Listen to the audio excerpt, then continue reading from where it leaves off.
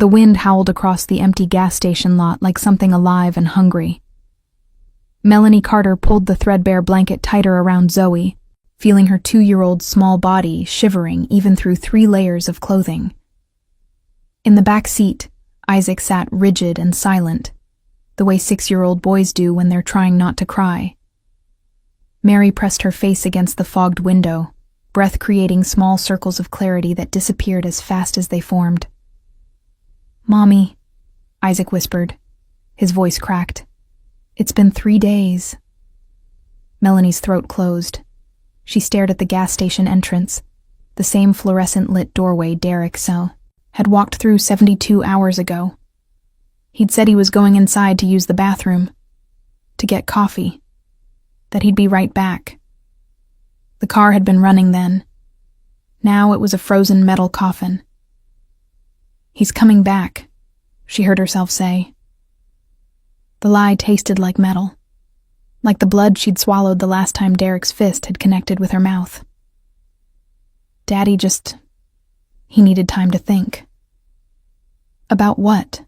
Mary asked. She was 4, old enough to know something was wrong, too young to understand that monsters don't always look like monsters, that sometimes they look like your father. Melanie didn't answer. Couldn't. Because the truth, that Derek had finally done what he'd been threatening for months, that he'd left them with nothing, that every credit card was maxed and every account was empty, would break something in her children that she didn't know how to fix. The gas station manager appeared in the doorway. Melanie recognized his stance before she saw his face. Arms crossed, jaw set.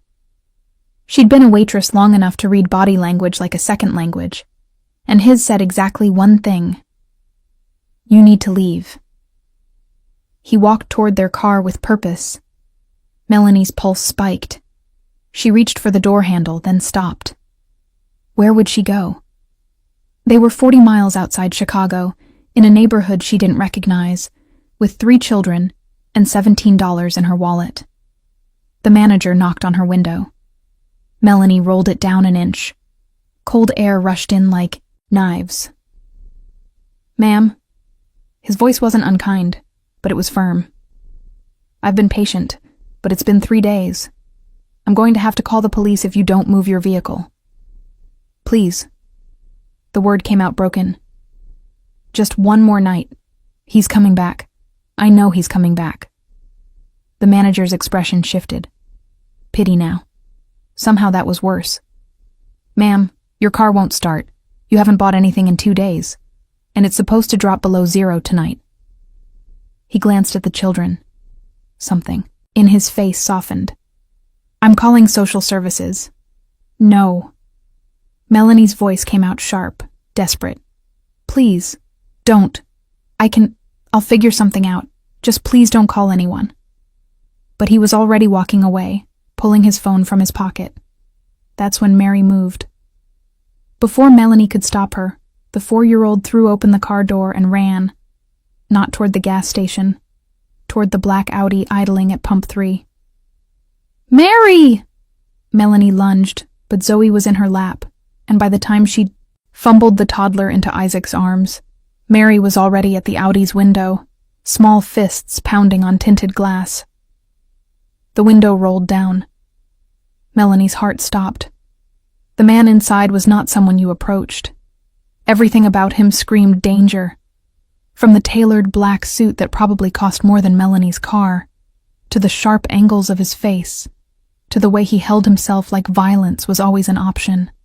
Dark eyes assessed Mary with the cold calculation of someone used to making split-second decisions about who lived and who disappeared. "Sir," Mary said, and her voice was so small, so heartbreakingly hopeful. "We've been waiting here 3 days for Daddy." She paused. Her bottom lip trembled. "He's not coming back, is he?" The man's expression didn't change, but something shifted in his eyes. Something Melanie couldn't read. "Mary, get back here right now." Melanie was out of the car now, moving fast, but not fast enough. Never fast enough. Richard Grimson had been reaching for his coffee when the child appeared. He'd stopped at this particular gas station because it was off the grid, because none of his men knew about it, because sometimes even a crime lord needed 5 minutes where no one was asking him to authorize a hit or negotiate territory. The little girl shouldn't have been his problem. But then she spoke. And Richard was 7 years old again, watching through a car window as his father's fists turned his mother's face into something unrecognizable. He remembered the cold, remembered the way his mother had whispered, "Stay in the car, baby," even as she bled onto the pavement of a gas station just like this one. Remembered waiting 3 days for someone, anyone, to help. No one had come. His mother died in that parking lot while strangers walked past. Richard looked at the little girl, at her too thin coat with the hole in the elbow, at the desperate hope in her eyes that was already starting to die. Behind her, a woman stumbled forward, mid-20s maybe, auburn hair falling out of a messy bun, eyes hollow with exhaustion, and something darker, fear. She grabbed the child's shoulders, pulling her back. "I'm so sorry," the woman stammered. "She didn't mean to bother you. We're leaving. Right now." Richard's gaze moved past her to the beat-up sedan, to the 2 other children visible through the window, to the frost on the inside of the glass that meant they'd been sleeping in there for days. "Where's your husband?" His voice came out harder than he intended. The woman flinched. She stopped, started again. "He's coming back." She was lying. Richard had built an empire on reading people, and this woman was a terrible liar. Her husband wasn't coming back. He'd left her here, left them all here. Richard's jaw tightened. He thought about driving away, about minding his own business, about the meeting he had in an hour with a weapons dealer who'd kill him if he was late. Then he looked at the little girl again. She was staring at him with eyes that were too old for 4, eyes that had seen things children shouldn't see, just like his eyes when he was that age. "Get in," Richard said. The woman blinked. "What?" "Your car won't start. It's going to be -10 tonight. You have 3 children." He met her eyes. "Get in the car." "I don't..." She shook her head. "I can't just get in a stranger's car, then freeze." Richard's tone was flat. "Those are your options." The woman's hands were shaking. Not from cold. From fear. Of him. Richard understood. He was used to people being afraid of him, had built his reputation on it. But something about the way she held her daughter, fierce and protective even while trembling, made his chest feel strange. The gas station manager was walking toward them now, phone still in hand. "Ma'am, I've called." "We're leaving," Melanie heard herself say. She didn't know why. Didn't know if she was making the worst decision of her life or the only decision that made sense. But Mary was looking at the man in the Audi like he was salvation, and Isaac was crying silently in the car, and Zoe hadn't stopped shivering in 2 days. She gathered her children. The man in the Audi, suit too expensive, jaw too sharp, eyes too cold, opened the back door without a word. Isaac hesitated. "Mom?" "It's okay." Melanie's voice broke on the lie. "He's going to help us." As they climbed into the Audi, into warm leather seats that smelled like luxury Melanie had forgotten existed, she caught the man's reflection in the rearview mirror. He was staring straight ahead, jaw tight, hands gripping the steering wheel like it was the only thing keeping him anchored. "Where are we going?" Melanie whispered. Richard didn't answer right away. He put the car in drive, pulled out of the gas station, left the broken sedan and the last 3 days behind. "Somewhere warm," he finally said. Mary, already falling asleep against the heated seat, mumbled something that sounded like, "Thank you." Richard's hands tightened on the wheel. 45 minutes later, the Audi turned through iron gates that opened automatically. Melanie stared at the mansion appearing through the snow, all stone and glass and impossible wealth. "This is where you live?" Isaac breathed. Richard parked, turned to face them. "One night," he said. His voice was hard. "Final. You stay tonight. Tomorrow I'll arrange somewhere else for you." Melanie nodded. She should have been relieved. Instead, she felt something else. Something she couldn't name. Richard led them inside. The warmth hit like a physical force. Mary started crying. Not sad crying, but the kind of crying that comes when your body finally feels safe enough to fall apart. "Sophia," Richard called. A woman appeared, older, kind-faced. "Draw a bath. Get them food, clean clothes." "Of course, Mr. Grimson." Sophia's eyes widened when she saw the children, but she didn't ask questions. As Sophia led the children away, Melanie turned to the man who'd saved them. "Thank you," she whispered. "I don't know why you helped us, but—" "Don't." Richard's voice cut like glass. "Don't thank me. Just get your kids warm." He walked away before she could respond, disappeared into a room at the end of the hall, and shut the door hard enough that Melanie flinched. Inside his office, Richard poured scotch with hands that wouldn't stop shaking. On his desk was a photograph he kept face down. He picked it, up now, stared at the woman in the picture, his mother, young and smiling, before his father destroyed her. "I'm sorry I was too late," he whispered to the photograph. Outside, he could hear Mary laughing. The sound was so pure, so untouched by the world, that it physically hurt. Richard had made a promise in a parking lot 23 years ago. A promise that he would never ignore a child in danger, never look away, never be too late again. He'd kept that promise. But as he listened to the sound of children filling his empty house, he realized with cold certainty that one night was going to turn into something he wasn't prepared for. Something that terrified him more than any rival, any weapon, any war. Something that felt dangerously like hope. Richard didn't sleep. He stood at his office window watching snow fall over the city, trying to ignore the sounds drifting through the mansion, running water, quiet voices, the creak of floorboards that hadn't borne the weight of children in 2 decades. His phone buzzed. Marcus, his right hand. Meeting in 4 hours. Kozlov's getting impatient. Richard typed back, "I'll be there." He wouldn't mention that he had 3 children and a terrified mother sleeping in his guest wing. Marcus would ask questions Richard didn't want to answer. Questions like why and what were you thinking and since when do you play savior? The truth was, Richard didn't know.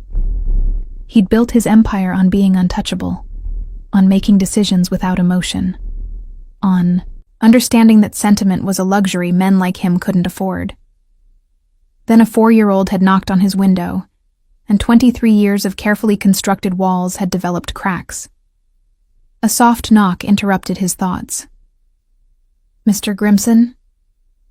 Sophia stood in the doorway, her expression caught between concern and something else. "The children are asleep, but the mother, she won't come out of the bathroom." Richard's jaw tightened. "Define won't come out." "She's been in there an hour. I hear crying. She won't open the door." Richard was moving before he decided to move. He took the stairs 2 at a time, muscle memory carrying him to the guest wing. Outside the bathroom door, he stopped. Sophia was right. There was crying, muffled, desperate. The kind of crying someone does when they think no one can hear. Richard knocked once. "Mrs. Carter." The crying stopped abruptly. "I'm fine," came a shaky voice. I need a minute." "You've had an hour." Richard kept his tone, neutral. "Your children are worried." That was a lie. The children were unconscious, dead to the world after hot baths and warm food. But it worked. The lock clicked, the door opened a crack. Melanie's face appeared, red and swollen from crying. "They're really asleep," she whispered. "All three." Sophia checked on them. Something in Melanie's expression crumbled. She sagged against the doorframe. They haven't slept through the night in 6 months. Not since Derek started. She stopped. Shook her head. "Sorry. You don't need to hear this." Richard should have walked away. Should have reminded her that this was temporary. That tomorrow she'd be someone else's problem. Instead, he heard himself say, "When did you last eat?" Melanie blinked. "I don't remember. Kitchen, now." He didn't wait for her to argue. Just turned and walked, trusting she'd follow. She did, after a moment's hesitation, bare feet padding silently on marble floors. The kitchen was dark except for the light over the island. Richard opened the refrigerator, pulled out containers. Leftover pasta from the dinner Sophia had made 2 nights ago. Bread. Butter. "Sit," he said. Melanie sat on a stool, watching him with wide eyes as he heated the pasta. It occurred to Richard that he couldn't remember the last time he'd been in his own kitchen. Sophia handled meals. He handled everything else. "You don't have to do this," Melanie said quietly. "I know." Richard set the plate in front of her. "Eat." She picked up the fork, put it down, picked it up again. "I'm not hungry." "That's not what your body says." Richard leaned against the counter, arms crossed. "You're shaking. When did you last have a real meal?" Melanie stared at the pasta. 3 days ago, maybe 4. I was saving everything for the kids. Of course she was. Richard watched her take one bite, then another. Then suddenly she was eating like she'd been starving, which she had been. "Slow down," he said. "You'll make yourself sick." She didn't slow down, didn't stop until the plate was empty. Then she set the fork down and covered her face with her hands. "I'm sorry," she whispered. "I'm sorry you had to see me like this. I'm so sorry." "Stop apologizing." "I don't know how." Melanie's voice broke. "That's all I do anymore. Apologize for existing, for being in the way, for not being good enough." Richard's chest tightened. He recognized that voice, that self-loathing. He'd heard it in his mother's words the night before she died. "I'm sorry, baby. I'm sorry I can't protect you better." "Your husband is an idiot," Richard said flatly. Melanie's head snapped up. "He left you in a gas station with 3 children in the middle of winter." Richard's voice was cold, factual. "That makes him either stupid or a coward. Probably both." "He's not..." Melanie stopped. "Actually, you're right. He's both." Something almost like a smile crossed Richard's face. "Tell me about him." "Why?" "Because I need to know what I'm dealing with." Melanie went very still. "What do you mean?" "He left you. That doesn't mean he won't come back." Richard's eyes were hard. Men like him always come back. Not because they care, because they can't stand losing control. Melanie's hands started shaking again. She clasped them together to hide it. "Derek's ex-Chicago PD. He got fired 2 years ago for excessive force. But he still has friends on the force. Connections." She swallowed. "He told me if I ever tried to leave, he'd make sure I never saw my kids again. That he'd use those connections to prove I was unfit." "Are you?" The question was sharp. "Testing." Melanie met his eyes. "I kept my children alive for 3 days in a frozen car with $17 and no hope. You tell me." Richard's expression shifted. Something that might have been respect. "Fair enough." He hit me, Melanie said suddenly. The words came out fast, like she needed to say them before she lost her nerve. For 6 years. At first it was just pushing, then slapping, then, her voice broke, then worse. And I stayed because I thought I could protect the kids if I stayed. I thought if I was just better, quieter, more careful. She laughed bitterly. God, I was so stupid. You were surviving. I was dying. Melanie's eyes filled with tears. And I was letting my children watch me die. What kind of mother does that? The kind who's trying her best in an impossible situation. Melanie stared at him. Why are you being kind to me? Richard's jaw tightened. He thought about lying, about keeping his walls up, about maintaining the distance he needed to function. Instead, he pulled his phone from his pocket, opened his photo gallery, found the picture he never showed anyone. He set the phone on the counter between them. Melanie leaned forward. The photograph was old, faded. A woman with dark hair and kind eyes held a small boy. Both were smiling. My mother, Richard said. His voice was flat, controlled. She died in a gas station parking lot when I was 7. My father beat her to death in front of me. Melanie's hand flew to her mouth. I was in the car. She told me to stay in the car no matter what. So I did. Richard's eyes were distant. I watched her die. Watched people walk past. Nobody helped. Nobody stopped. By the time someone called the police, it was too late. Richard. Don't. He pulled the phone back. I'm not telling you this for sympathy. I'm telling you because you need to understand something. His eyes met hers. I will never let another woman die in a parking lot while I look away. I will never let another child watch their mother suffer. That's the only reason you're here. Don't mistake it for anything else. Melanie nodded slowly. Okay. Tomorrow I'll set you up somewhere safe. An apartment, security, whatever you need to start over. Richard's voice was firm. But you're not going back to him. You understand me? You're done running. I can't afford. I can. I'm not your charity case. No. Richard's eyes were hard. You're my second chance. The words hung between them, heavy. True. Upstairs a child cried out, both of them tensed. That's Mary, Melanie whispered. She has nightmares. Go, Richard said. Melanie hesitated. Thank you. For the food. For listening. For everything.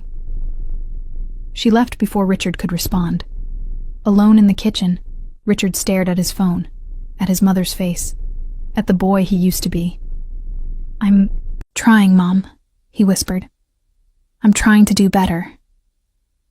From upstairs came the sound of Melanie singing softly. A lullaby. Mary's crying faded to hiccups, then silence. Richard closed his eyes. He'd meant what he said. Tomorrow they'd leave. Tomorrow he'd go back to being Richard Grimson, the man who built an empire on blood and fear. But tonight, just for tonight, he let himself imagine something different. Something that felt dangerously like family. Tomorrow didn't come. Not the way Richard planned, anyway. He woke to the smell of coffee and something else. Something he couldn't immediately identify. It pulled him from his office where he'd fallen asleep at his desk, still in yesterday's clothes, files spread around him like casualties. The clock read 7:14 a.m. Too early for Sophia. Richard stood, every muscle protesting. He'd dreamed of parking lots and blood and a little girl who looked exactly like Mary asking him why he didn't help. He followed the smell to the kitchen and stopped in the doorway. Melanie stood at the stove, hair tied back, wearing clothes Sophia must have found for her. Simple jeans and a sweater that hung loose on her thin frame. She was making pancakes. Actual pancakes, not the frozen kind Sophia kept in his freezer for emergencies he never had. "You're up," she said without turning around. "I made coffee. Hope that's okay. I couldn't sleep, and the kids won't be awake for another hour, and I needed to do something useful." Richard moved to the coffee pot, poured a cup. The coffee was good, better than Sophia's. He didn't say so. "You don't have to cook for me," he said instead. "I know." Melanie flipped a pancake with practiced ease. "But you fed me last night. She paused. "This is me saying thank you without actually saying it, since you told me to stop apologizing." Despite himself, Richard's mouth almost curved. Almost. "How are the children?" "Still asleep. Mary had 2 more nightmares, but she settled faster, each time." Melanie's voice was soft. "Isaac wet the bed. He hasn't done that in 2 years. I think—" She swallowed. "I think he was scared if he left the room to find the bathroom. We'd be gone when he came back." Richard's chest tightened. "Did you tell him that won't happen?" "I told him we're safe now." Melanie turned to face him. Her eyes were red-rimmed but clear, determined. "I told him that the man who helped us wouldn't let anything bad happen to us." "You shouldn't make promises like that." "Why not?" She held his gaze. "Aren't you the kind of man who keeps his word?" Richard didn't answer. Because the truth was complicated. He kept his word to his men, to his business partners, to the people who paid for his protection. But to random women and children, that wasn't part of his code, except it was now, apparently. "I called around this morning," he said, changing the subject. "There's an apartment available in Lincoln Park. Safe neighborhood. Security on every floor. I can. Have you moved in by this afternoon?" Melanie's hands stilled on the spatula. That's really generous, but I can't accept that." "Why not?" "Because apartments in Lincoln Park aren't cheap, and I don't have a job or references or any way to pay you back."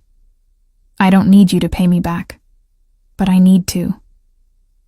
Melanie's voice was firm.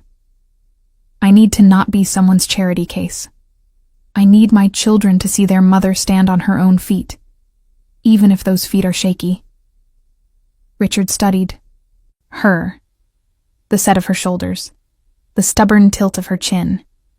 She reminded him of his mother, that same quiet strength wrapped in exhaustion. "Fine," he said.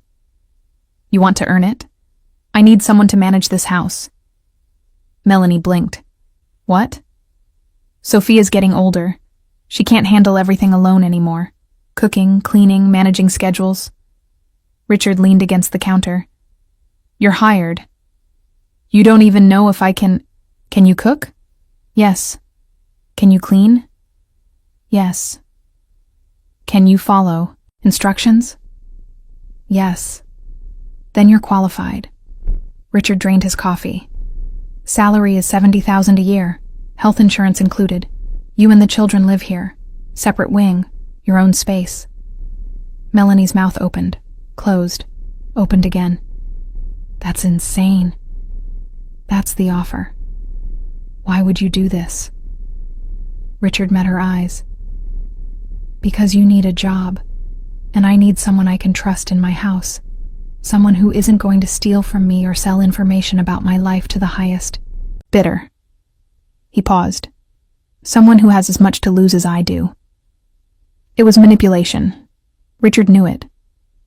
But it was also true. Melanie studied him for a long moment.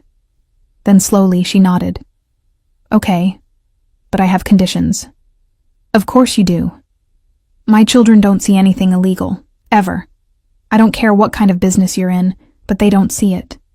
"Agreed. I work normal hours. I'm not on call 24/7. My kids need a mother who's present." "Agreed. And if Derek finds us—" Melanie's voice wavered. "If he shows up here, you let me handle it. I don't want you—" She couldn't finish the sentence. Didn't need to. If your ex-husband shows up here, Richard said quietly, I will handle it however I see fit. That's not negotiable. Fear flashed across Melanie's face, but underneath it was something else, something that looked almost like relief. Okay, she whispered. They stood there in the morning light, the smell of pancakes filling the silence. Somewhere upstairs, a child laughed. Then another voice joined in, Mary and Isaac, awake and already fighting over something. Melanie's expression softened. I should go, Richard said. I'll handle breakfast. She looked at the stove, at him. You know how to cook? I know how to not burn pancakes. That almost smile crossed her face again. Then she was gone, padding up the stairs toward her children's voices. Richard stood alone in the kitchen. He flipped the pancakes. They were perfect, golden brown, exactly how his mother used to make them on Sunday mornings before everything went to hell. This is temporary, he told himself, just until she gets on her feet. But he'd been telling himself that for 12 hours now, and he was starting to realize it might be a lie. The children tumbled into the kitchen 20 minutes later like a small tornado. Mary immediately climbed onto a stool and announced, I'm hungry enough to eat a horse. We have pancakes, not horses, Richard said flatly. Mary giggled. You're funny. No one had ever called Richard funny before. Isaac approached more carefully, staying close to his mother. He studied Richard with serious 6-year-old eyes. Are you rich? Isaac. Melanie's face flushed. That's not polite. It's fine. Richard set plates in front of each child. Yes, I'm rich. How rich? Mary asked, mouth already full of pancake. Rich enough that you don't have to worry about being cold or hungry again. Something shifted in Isaac's expression. Hope, maybe. Or the beginning of trust. Zoe, the 2-year-old, had been silent until now. She climbed off Melanie's lap, walked around the island with her worn teddy bear clutched tight, and stopped in front of Richard. She looked up at him with enormous eyes. Then, without warning, she raised her arms. The universal toddler signal for pick me up. Richard froze. Zoe, no, Melanie said quickly. Mr. Grimson doesn't... But Richard was already moving. He lifted the little girl with surprising gentleness, settling her on his hip like he'd done it 1,000 times before. Zoe rested her head against his chest and sighed, a deep, contented sound. She never does that, Melanie breathed. She doesn't trust anyone. Not after Derek. She didn't finish. Didn't need to. Richard stood very still. This tiny human draped against him like he was safe harbor in a storm. He could feel her heartbeat, feel the way she relaxed completely, like she knew, somehow knew, that he would die before he let anything hurt her. Tio, Zoe mumbled against his shirt. What did she say? Richard's voice came out rougher than intended. Tio, Melanie whispered. It means uncle in Portuguese. My mother was Brazilian. I used to speak it with the kids, but Derek hated... She stopped, started again. She's calling you uncle. Richard looked down at the child in his arms. At Mary eating pancakes and chattering about nothing. At Isaac watching him with careful hope. At Melanie standing in his kitchen like she belonged there. This was supposed to be temporary. 1 night. Maybe 2. Not this. Not them making themselves at home in his life. I have to go, Richard said abruptly. He handed Zoe back to Melanie. Meeting downtown. I'll be back late. Sophia will be here if you need anything. He was out of the kitchen before Melanie could respond. But he felt her eyes on his back. Felt her understanding exactly what he was doing. Running. Because Richard Grimson didn't know how to handle children who trusted him. Didn't know how to handle a woman who looked at him like he wasn't a monster.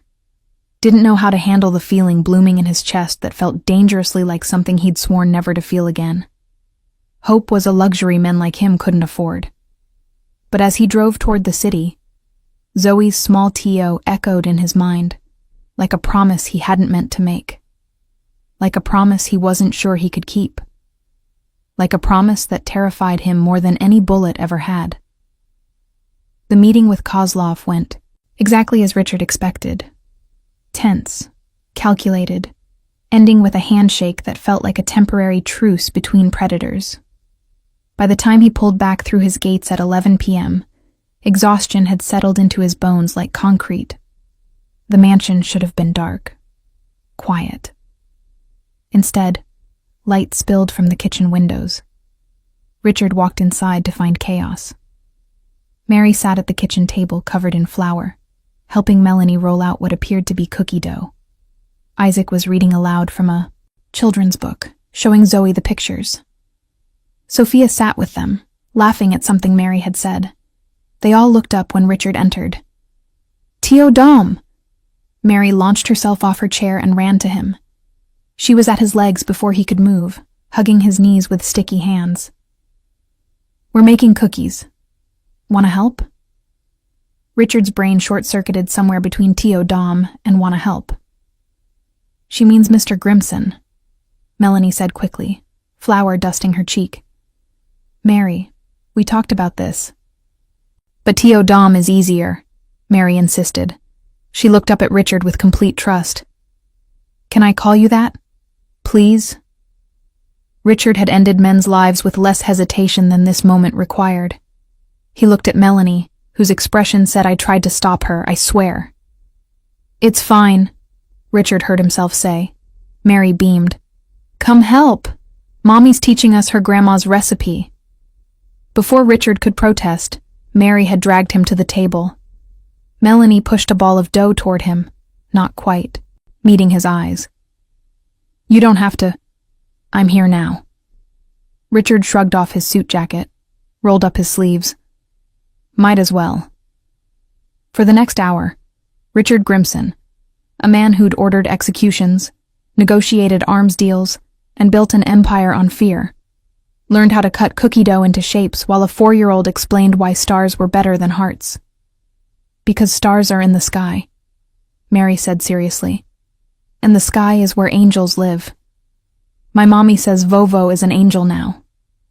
"Vovo was my mom," Melanie said softly. "She passed 2 years ago. Brain cancer." "I'm sorry," Richard said, and meant it. "She would have liked you." Melanie's smile was sad. She always said the most dangerous men were the ones who knew how to be gentle. Their eyes met across the table, held. "Tio Dom, you're squishing the star." Mary's voice broke the moment. Richard looked down. He'd completely mangled the cookie. "Looks fine to me," he said. "It looks like a blob." Artistic liberty. Mary giggled so hard she nearly fell off her chair. Later, after the cookies were baked and the children were in bed, Richard found himself still in the kitchen. Melanie was washing dishes, humming that same lullaby from 2 nights ago. "You don't have to do that," Richard said. "That's Sophia's job." "Sophia went to bed an hour ago, and I like doing dishes." Melanie glanced at him. "Helps me think." "About what?" "About how weird my life is now." She dried her hands on a towel. 3 days ago, I was living in my car. Now I'm making cookies in a mansion with a man who... She trailed off. "Who what?" "Who scares me and comforts me at the same time." Melanie's honesty was startling. "You know what the really twisted part is? I feel safer here, with you, a man I know is dangerous, than I ever felt with Derek. What does that say about me?" "It says you have good instincts." "Does it?" Melanie leaned against the counter. "Because my instincts told me to marry Derek. My instincts told me to stay for 6 years. Your instincts told you to protect your children." Richard's voice was firm. "That's all that matters." Melanie looked at him for a long moment. Then quietly, "Can I ask you something?" "Depends on the question." "The photo on your desk, the one you keep face down." She paused. "Is that your mother?" Richard's jaw tightened. "You went in my office?" "Isaac's ball rolled in there this afternoon. I was just getting it. I didn't mean to snoop." Melanie's eyes were apologetic. "But I saw the photo. And I wondered." Richard should have shut this down. Should have reminded her that his personal life was none of her business. Instead, he found himself walking to his office. Melanie followed. He picked up the photograph, stared at it for a moment, then handed it to her. "Her name was Isabella," he said. "Bella. She was 26 when she died. I was 7. Melanie studied the photo. She was beautiful. She was trapped." Richard's voice was flat, controlled. "My father was a cop. Everyone loved him. Charming, funny, protective of his family." His hands clenched. Behind closed doors, he was a monster. "Richard, she tried to leave 3 times. Each time he found her. Each time it got worse." Richard took the photo back, set it down. "The 4th time, she didn't leave. She just gave up. Stopped fighting. I remember asking her why she wouldn't run away with me, and she said..." His voice cracked. "Baby, sometimes running makes it worse. Sometimes you just survive until you can't anymore." Melanie's eyes filled with tears. 2 weeks later, we were at that gas station. She'd told him she wanted a divorce. He followed us, parked next to us. I remember her telling me to stay in the car, to close my eyes, but I didn't. Richard's voice was hollow now. I watched him beat her until she stopped moving. Then he got in his car and drove away. Oh my God. He called the police himself, claimed he found her like that. They believed him. Why wouldn't they? He was one of them. Richard laughed bitterly. He died 10 years later, heart attack. Never spent a day in jail. Melanie moved without thinking. She closed the distance between them and did something no one had done in 2 decades. She touched him. Her hand found his, squeezed. "I'm sorry," she whispered. "I'm so sorry you went through that." Richard looked down at their joined hands. He should pull away, should maintain distance, should remember who he was and what he'd become. But he didn't. "I made a promise that night," he said, "that I would never let another child watch their mother die. Never look away, never be too late again." He met her eyes. "That's why I can't send you away. That's why you're staying here.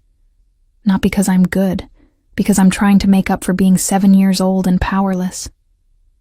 You were a child. I should have done something." "Like what?" Melanie's voice was fierce now. "You were 7, Richard. You were a baby. There was nothing you could do. I could have screamed, run for help, something. Your mother told you to stay in the car. You were being a good boy. You were doing what she asked." Melanie squeezed his hand harder. "You are not responsible for your father's evil." Richard's eyes burned. He hadn't cried in 23 years, wouldn't cry now.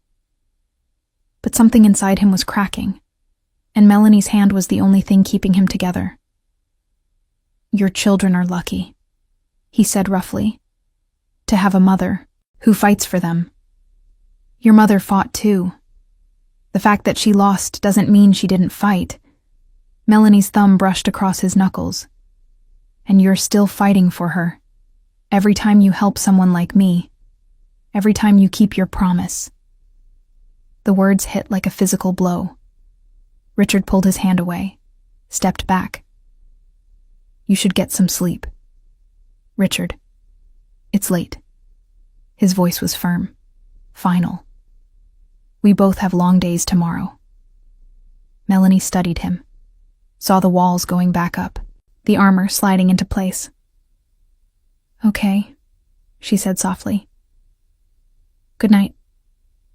She left. Richard stood alone in his office, staring at his mother's photograph. I'm trying, Mom, he whispered. I'm trying so hard. But he couldn't tell if he was trying to keep his promise or trying not to fail again. Couldn't tell if having Melanie and the children here was redemption or just another way to hurt when they eventually left. Because they would leave. Eventually. Everyone always did. 3 weeks passed like a held breath. Melanie fell into routine with surprising ease. Cooking breakfast before Richard left for meetings he never explained. Managing Sophia's schedule. Helping Isaac with first-grade homework at the kitchen table while Mary colored and Zoe napped.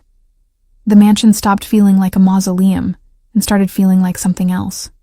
Something dangerous. Richard told himself he was maintaining distance. But distance was hard when Isaac asked him to read bedtime stories. When Mary insisted he needed to see her latest drawing. When Zoe reached for him every time he walked into a room. When Melanie looked at him like he was a man, not a monster. It was Tuesday afternoon when everything changed. Richard was in his office reviewing territory maps when his phone rang. Marcus, his second-in-command, never called unless it was important. Talk, Richard said. We have a problem. Marcus's voice was tight. Derek Carter, ex-Chicago PD. He's been asking around about his wife. Richard's blood went cold. What kind of asking? The kind that involves calling in favors. Checking hospitals, shelters, known safe houses. Marcus paused. Someone told him they saw a woman matching Melanie's description getting into a black Audi 3 weeks ago, at a gas station on the south side. How many people in this city drive black Audis? Hundreds, but he's narrowing it down. And rich? Marcus's voice dropped. He's got friends, dirty cops who owe him. If he finds out she's with you, he won't. He will. It's just a matter of time. Richard ended the call, sat very still. He could send Melanie away, set her up somewhere far from Chicago, somewhere Derek would never find her. But Derek had found her before, would find her again. Men like Derek always did. Which meant Richard had 2 choices. Let Melanie leave and hope for the best, or keep her close and prepare for the worst. It wasn't really a choice at all. Richard found Melanie in the kitchen, making dinner while Mary set the table, and Isaac helped Zoe build a block tower in the corner. Can I talk to you? Richard said. Alone. Melanie looked up, saw something in his face. Mary, watch your sisters. I'll be right back. They went to Richard's office. He closed the door. What's wrong? Melanie asked. Your husband is looking for you. The color drained from Melanie's face. How do you know? I have people who hear things. Richard's voice was controlled, professional. He's been making inquiries. He knows you got into a black Audi. It's only a matter of time before. I need to leave. Melanie was already moving toward the door. I'll take the kids. We'll go somewhere he can't find us. There is nowhere he can't find you. Richard's voice stopped her. Men like Derek don't give up. They hunt until they find what they think belongs to them. Then what do I do? Melanie's voice broke. What am I supposed to do? Richard met her eyes. You stay. And you let me handle this. Handle it how? However I need to. Understanding dawned on Melanie's face, followed by fear. You mean kill him? Richard didn't answer, didn't need to. No. Melanie shook her head. No, I won't let you. Let me? Richard's voice was sharp. This isn't about permission. This is about keeping you and your children safe. By becoming a murderer. I'm already a murderer. The words came out flat, cold. Don't pretend you don't know what I am. Melanie flinched. I know what you do. But this is different. This is personal. This is survival. Richard's jaw was tight. Your husband is ex-police with connections. He's violent. He's obsessed. If he finds you, what do you think happens? You think he just walks away? You think he lets you go? I think killing him makes you just as bad as him. The words hung between them like a knife. Richard's expression went cold. Closed. Then you don't understand anything about how this world works. I understand that my children don't need to grow up, knowing someone died because of them. Melanie's voice was fierce. I understand that Isaac already has nightmares about his father. I won't give him nightmares about you too. Then what's your solution? Wait until Derek shows up? Let him take you back? Hope he doesn't kill you this time? There has to be another way. There isn't. Then find one, Melanie was shouting now. You're supposed to be this powerful man, right? So use that power for something other than violence. Figure it out. Richard stared at her. You're asking me to fight with one hand tied behind my back. I'm asking you to be better than him. The words hit like a slap. Richard turned away, looked out the window at the city lights. You should pack. I'll arrange a safe house, somewhere far from here. You're sending us away. I'm keeping you alive. By pushing us out. Melanie's voice was hollow. Of course. That's what you do, isn't it? Push people away before they can leave first. Richard's hands clenched. Don't psychoanalyze me. Why not? Someone should. Melanie moved closer. You let us in for 3 weeks. Let Isaac call you Tio. Let Mary draw pictures of our family with you in it. Let Zoe fall asleep in your arms. Her voice cracked. You let me start to trust you. Start to think maybe we could actually be safe here. And now you're throwing us out because keeping us means you have to feel something. I feel plenty. Do you? Or do you just lock everything away where it can't hurt? You? Richard spun around. You want to know what I feel? I feel terrified. Terrified that I'll fail you the same way I failed my mother. Terrified that Derek will get past my security and hurt you. Terrified that one day I'll come home and find you dead and your children traumatized, and it'll be my fault because I wasn't good enough, smart enough, fast enough. He stopped, breathed hard. Melanie was staring at him with wide eyes. You asked what I feel, Richard said roughly. That's what I feel. Every single day. Silence. Then, softly. Then feel it with us, not alone. Richard looked at her. At this woman who'd been beaten down by life but refused to stay down. Who looked at him and saw past the monster to the scared 7-year-old boy underneath. I don't know how, he admitted. Neither do I. Melanie's smile was sad. But we figure it out together. That's what families do. The word family landed like a bomb. We're not, Richard started. Aren't we? Melanie challenged. Isaac reads to you every night. Mary asks you to fix her toys before she asks me. Zoe cries if you leave without saying goodbye. She paused. And I trust you more than I've trusted anyone in 6 years. Richard's throat was tight. Please don't send us away, Melanie whispered. Please, we'll be careful. We'll stay inside. Whatever you need. Just don't. She didn't finish. Didn't need to. Richard made a decision that terrified him more than any gun ever had. You stay, he said. But we do this my way. Increase security. No leaving the property without me. And if Derek gets close, he met her eyes. I handle it, however I need to. That's not negotiable. Richard, those are the terms. Take them or leave. Melanie studied him, saw the fear underneath the hardness, the desperation he was trying to hide. Okay, she said. We stay. Richard nodded once, Good. But as Melanie left, Richard stood alone in his office, wondering if he'd just made the biggest mistake of his life, or the only choice that mattered. Derek Carter found them on a Thursday. Richard was in meetings all day, the kind where phones stayed off and exits were watched. He didn't get Marcus's message until 4 p.m. Security breach. East Gate. He's here. Richard was in his car before the sentence finished processing. He called Melanie. No answer. Called the house line. No answer. Called Sophia. Mr. Grimson, thank God. Where's Melanie? Upstairs with the children. We're locked in the master bedroom. Like you taught us. But he's in the house. He's... Glass shattered in the background. A man's voice, drunk and furious.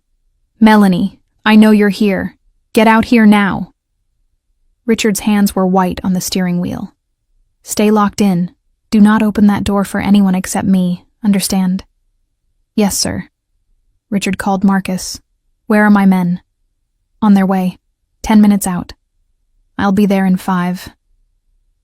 Richard drove like death itself was chasing him. Because it was. Death in the form of a drunken ex-cop who'd somehow gotten past his security and was currently tearing through his house looking for the woman Richard had promised to protect. The woman he'd failed. Again. He pulled through his gates. Someone had cut the lock, and saw Derek's truck parked at an angle, driver's door still open. Classical stalker behavior. Not planning to stay long. Richard was inside in seconds. The living room was destroyed. Furniture overturned. Lamp shattered. Photos ripped off walls. Melanie. Derek's voice came from upstairs. You think you can hide from me? In some rich asshole's house? Richard took the stairs 3 at a time. Found Derek on the 2nd floor, methodically trying door handles. This one. Derek kicked a door. It held. Or this one. Another kick. Come on, baby. Don't make me break down every door. Carter. Derek spun around. He was exactly what Richard expected. Tall, muscular, with the entitled rage of a man used to getting his way. Drunk enough to be stupid, but not enough to be harmless. Who the fuck are you? Derek slurred. The person who's going to remove you from my property. Richard's voice was ice. Voluntarily or otherwise. Derek laughed. You're fucking my wife. I'm protecting your wife. There's a difference. She's not your wife. She's mine. Derek took a step forward. And I'm taking her home. No. Richard didn't move. You're leaving. Now. Make me. Richard had ended men for less. Had buried people for looking at him wrong. Every instinct screamed to pull the gun tucked in his waistband and end this threat permanently. But Melanie's words echoed. I won't let you become a murderer for us. Be better than him. You have 2 choices, Richard said calmly. Walk out now, or I call the police and have you arrested for breaking and entering, destruction of property, and violating the restraining order I filed yesterday. Derek's eyes widened. What restraining order? The one Melanie filed against you, with the help of a very good lawyer who specializes in domestic violence cases. Richard pulled out his phone, showed the documentation. You're not supposed to be within 500 feet of her. You're currently in her place of residence. That's a felony. It was a bluff.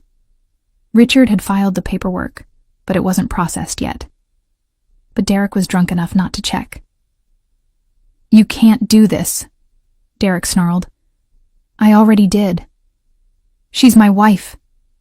She's her own person, and she doesn't want you. Derek's face went purple. You turned her against me. No, you did that yourself. Every time you hit her. Every time you scared her children. Every time you made her feel small. Richard's voice was cutting. She didn't need my help hating you. You gave her plenty of reasons on your own. Derek lunged.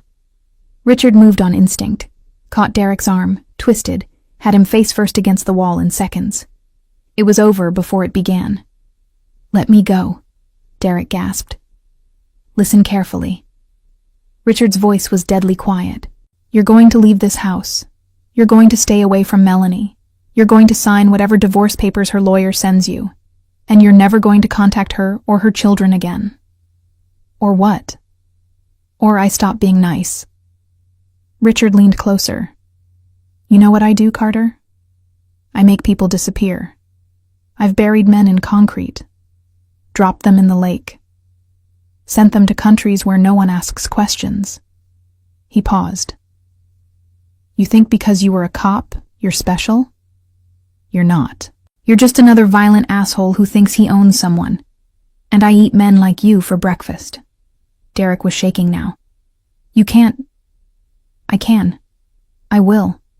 The only reason I haven't is because Melanie asked me not to." Richard tightened his grip. "She thinks you deserve a chance to walk away. I think you deserve a bullet. Don't make me prove I'm right." Richard released him, stepped back. Derek scrambled toward the stairs, tripping, catching himself. At the top of the stairs, he turned. "This isn't over." "Yes," Richard said. "It is." Derek left. Richard heard the truck start, peel out of the driveway. Only then did he let himself breathe. "Richard?" He turned. Melanie stood in the doorway of the master bedroom. Her face was pale. Mary clung to her legs. Isaac held Zoe, both children crying. "Is he gone?" Melanie whispered. "He's gone." "Did you—" She couldn't finish. "I didn't kill him." Richard's voice was hollow. "You asked me to be better than him." "So I was." Melanie moved, forward, threw her arms around him. Richard stood frozen. He couldn't remember the last time someone had hugged him. Couldn't remember the last time touch meant comfort instead of threat. "Thank you," Melanie said into his chest. "Thank you for keeping your promise." Richard's arms came up slowly, wrapped around her, held her like she was the only solid thing in the world. "I won't always be able to do this," he said roughly. "I won't always be able to be the good guy." "I know." Melanie pulled back, looked up at him. "But you tried today. That's what matters." Mary appeared at Richard's side. "Teodom, are you okay?" The question broke something inside him. A 4-year-old was asking if he was okay. "I'm fine, Princess." "You're shaking." Richard looked down. She was right. "Come on," Melanie said softly. "Let's go downstairs. Sophia's making hot chocolate." They descended as a group. Melanie, the 3 children, and Richard. Like a family. Like they'd been doing this forever.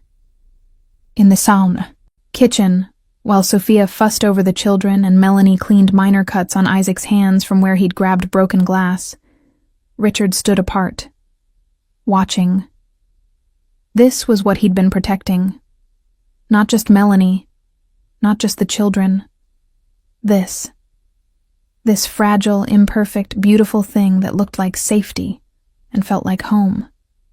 Marcus arrived with security sweep teams. "You should have called me in. I handled it. You let him walk away." "I did." Marcus studied him. "You're getting soft, maybe." Richard didn't take his eyes off Melanie. "Or maybe I'm finally figuring out what's worth fighting for." That night, after the children were asleep and Sophia had gone to her quarters and the security team had cleared out, Richard found Melanie in the living room. She was cleaning up the destruction Derek had left behind. "Leave it," Richard said. "I'll have people handle it tomorrow." "I need to do something." Melanie's hands were shaking. "I need to feel useful." Richard took the broken lamp from her hands, set it down, took her hands in his. "You could have died today," he said. "But I didn't. Because I got lucky. Because Derek was drunk. Because you came for us." Melanie squeezed his hands. You kept your promise. Richard pulled her closer, not quite touching, just close enough to feel her warmth. I can't lose you, he said. The words came out broken, raw. I can't. He couldn't finish. Melanie reached up, touched his face. You won't. You don't know that. Neither do you. Her thumb brushed across his cheekbone. But we're here now. That's what matters. Richard closed his eyes. Let himself feel this. Feel her. Feel the terrifying possibility that maybe he wasn't meant to be alone forever. Stay with me, he whispered. Not just tonight. Stay. Where else would I go? Melanie smiled through tears. You're stuck with us, Richard Grimson. And for the first time in 23 years, being stuck didn't feel like a trap. It felt like salvation. 6 months later, Richard stood in his kitchen making pancakes, while Mary directed him like a tiny drill sergeant. More chocolate chips, Teodom. If I add more chocolate chips, these won't be pancakes. They'll be diabetes. Mary giggled. What's diabetes? Something your mother will kill me for giving you. I heard that, Melanie called from the dining room where she was helping Isaac with a school project. And you're right. Richard shook his head, but he was smiling. Actually, smiling. Marcus had commented on it last week. You know you smile now, right? It's disturbing. The past 6 months had been the strangest of Richard's life. Derek had signed the divorce papers 3 weeks after the break-in. Richard's lawyer, and the very real restraining order that followed, had made sure of it. Derek had also lost his PI license after Richard's people had quietly leaked information about his violent history to the right authorities. Last Richard heard, Derek was in rehab in, Montana. Court-ordered. Good. Meanwhile, Melanie had transformed the mansion. Not just physically, though there were now children's drawings on the refrigerator and toys in every room, but energetically. The place felt alive. Felt like people actually lived here, instead of just existing. Isaac had started calling Richard Dad 2 months ago. It had happened casually. Dad, can you help me with my math? And Richard had frozen mid-sentence. Isaac had looked terrified, like he'd made a mistake. But Richard had just nodded and said, Of course, son. He'd cried in his office later that night, called it allergies when Melanie found him. She'd known better, had held him anyway. Mary's school had a father-daughter dance next week. She'd asked Richard to take her, had presented him with a hand-drawn invitation covered in glitter and misspelled words. Please come to the dance with me, Daddy Dom, love Mary. Richard had that invitation framed on his desk. Zoe, now almost 3, refused to sleep unless Richard read her a story first. She'd sit in his lap with her worn teddy bear and fall asleep mid-sentence. Richard would carry her to bed, tuck her in, and stand in the doorway watching her breathe, making sure she was safe, making sure he wasn't too late this time. Pancakes are ready, Richard called. The children thundered into the kitchen. Melanie followed, looking beautiful in jeans and one of Richard's old sweaters she'd stolen months ago. They ate breakfast as a family, argued about who got the last pancake, laughed when Zoe got syrup in her hair, made plans for the weekend. It was ordinary. It was perfect. After breakfast, Richard helped clean up while Melanie got the kids ready for school. His phone buzzed. Marcus. Territory dispute on the south side. Need your call. Richard stared at the message. 6 months ago, he would have left immediately, would have handled it with violence and intimidation. Now he texted back, give them 24 hours to negotiate. If they can't settle it themselves, I'll mediate. You've gone soft. Maybe. But I'm still breathing. How many of our competitors can say the same? Marcus sent back a laugh emoji. Progress. Richard was learning that power didn't always mean violence. Sometimes it meant being smart enough to avoid it. Ready? Melanie appeared with 3 backpacks and 3 children. Richard drove them to school. Isaac to first grade, Mary to pre-K, Zoe to the daycare program. It was a routine they'd fallen into. Richard liked routines now. Liked the predictability. Liked knowing where everyone was. Liked knowing they were safe. After drop-off, Richard drove Melanie home. They had the house to themselves until 3 p.m. Sometimes they used it for quiet work, Melanie managing the household, Richard handling business remotely. Sometimes they used it for other things. Today felt like an other things day. "Come here," Richard said once they were inside. Melanie walked into his arms like she belonged there. Because she did. "I need to tell you something," Richard said. Melanie pulled back. "That sounds ominous." "It's not. It's..." He paused. "I bought the house next door." "You what?" "The estate next door. It's been for sale for a year. I bought it." Richard took her hands. "I'm converting it into a safe house. For women leaving domestic violence situations. With job training, childcare, legal help. Everything they need to start over."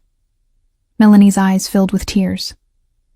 "Richard, I'm calling it Bella's house, after my mother." His voice was rough. "I can't save her, but maybe I can save others like her, like you." Melanie threw her arms around his neck. "That's the most beautiful thing I've ever heard. I want you to run it." She pulled back. "What?" "You know what they need better than anyone. You've lived it." Richard cupped her face. "I'll fund everything. But I need someone who understands. Someone who won't give up on them. That's you. I don't have a degree. I don't have experience. You have something better. You have empathy. And you have me backing you." Richard smiled slightly. "Say yes." "Yes." Melanie laughed through tears.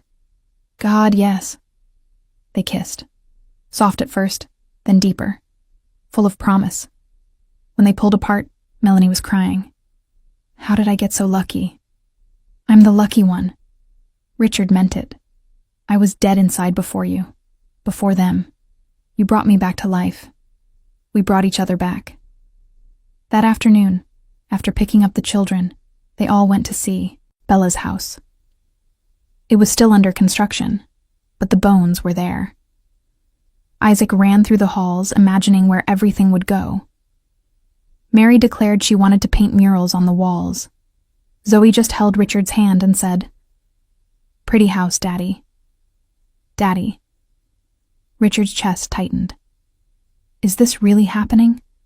Melanie whispered. "It's happening." Richard pulled her close. "We're making something good. Something that matters." That night, after the children were asleep, Richard found Melanie on the balcony. She was staring at the stars like she used to stare through the car window when she had nothing. "What are you thinking about?" Richard asked. "About how different my life is now." Melanie leaned against him. "A year ago, I thought I was going to die in that relationship. Thought my children would grow up watching me disappear piece by piece." She paused. "Now I'm planning to run a safe house. I'm raising 3 happy children. I'm falling in love with a man who used to terrify me." Richard's heart stopped. "You're what?" Melanie looked up at him. "I love you. I think I have for months. I just wasn't sure if I was allowed to say it." "Why wouldn't you be allowed?" "Because you're you, and you're the woman who saved my life." Richard turned her to face him. "I was empty before you, going through motions, keeping promises to ghosts. You made me want to be present, made me want to be better." He took a breath. "I love you, Melanie. I love your children. I love the chaos and the noise and the way Isaac asks me impossible math questions and Mary draws on my important documents and Zoe refuses to eat anything green." Melanie laughed through tears. "I love you," Richard repeated. and I want this forever. I want to make it official." He pulled a small box from his pocket. Melanie's hands flew to her mouth. "I know it's fast," Richard said. "I know we've only been doing this 6 months, but I wasted 23 years being alone. I don't want to waste any more." He opened the box. "Marry me. Make this family real." "It's already real," Melanie whispered. "Then make it permanent." Melanie looked at the ring, at Richard, at the life they'd built from nothing. "Yes," she said. "God, yes." Richard slid the ring on her finger, kissed her like she was oxygen. Behind them, they heard a small voice. "Are you getting married?" They turned. Mary stood in the doorway in her pajamas, clutching her stuffed rabbit. "We are," Richard said. "So you'll be my daddy for real?" "I'm already your daddy for real." Richard knelt to her level. "The wedding just means I'm promising your mommy that I'll never leave." Mary launched herself at him. "I love you, Daddy Dom." Isaac appeared next, rubbing his eyes. "What's happening?" "Tio Dom asked me to marry him," Melanie said. Isaac's face split into the biggest smile Richard had ever seen. "Really? So we get to stay here forever?" "Forever," Richard confirmed. "Can I call you Dad now? Like, officially?" "You can call me whatever you want, son." Isaac hugged Richard tight. "Thanks, Dad." Zoe woke up crying. Melanie went to get her. When she came back, Zoe was rubbing her eyes and looking confused. "Why is everyone awake?" she mumbled. "Because we're getting married," Mary announced. "What's married?" "It means Daddy Dom is staying forever." Zoe looked at Richard. "You're staying?" "I'm staying, Princess." "Good." Zoe put her head back on Melanie's shoulder. "Love you, Daddy." Richard's eyes burned. They stood there as a family. Richard, Melanie, Isaac, Mary, and Zoe. On a balcony overlooking the city Richard had once ruled with fear. Now he ruled it with something else. Purpose, love, hope. "We should get these munchkins back to bed," Melanie said. They tucked the children in together. Read stories, sang songs. Promised the monster under the bed was imaginary, but if it wasn't, Daddy Dom would handle it. Later, in their own room, Melanie curled against Richard's chest. "Thank you," she whispered. "For what?" "For being brave enough to let us in." Richard kissed her forehead. "Thank you for being brave enough to stay." They fell asleep tangled together. Safe. Whole. Elena once believed that asking for help was the same as giving up. That surviving meant suffering alone. That being strong meant never showing weakness. But sometimes strength isn't about doing everything alone. It's about knowing when to let someone else carry the weight. When to say, "I can't do this anymore," and mean it. When to knock on a stranger's window and hope they'll open the door. Richard thought he was saving Melanie that night at the gas station. Thought he was keeping a promise to a ghost. But the truth is, they saved each other. She taught him that mercy isn't weakness, that love isn't a luxury, that the most powerful thing a man can do isn't build an empire. It's kneel down to a child's level and say, "You're safe now." He taught her that not all strength comes with fists. That some men protect instead of destroy. That asking for help isn't surrender. It's survival. Maybe that's what all of us are searching for. Not perfection. Not someone without scars. Just someone willing to fight for us when we're too tired to fight for ourselves. Someone who sees our broken pieces and says, "Let me hold those for a while." Because the strongest families aren't the ones who never break. They're the ones who break and choose to heal together.